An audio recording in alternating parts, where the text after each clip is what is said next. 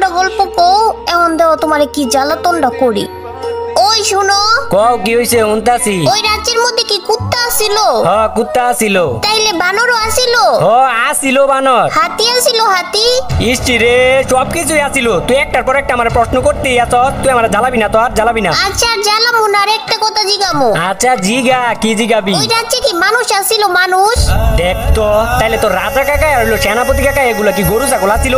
নবীর বাচ্চা নবী, তুই আর আমার লাগে একটা কথাও কবি না। না না না, আরেকটা লাস্ট আরেকটা প্রশ্ন। আচ্ছা কর, কি প্রশ্ন করবি? আচ্ছা ওই রাজ্যে কি ভূত ছিল? ভূত? ভূতও ছিল। তাইলে ভূতেরা কি খায়? ভূতেরা তোর মতো আর আমার মতো মানুষের রক্ত খায়। আল্লাহ গো, রক্ত খায়?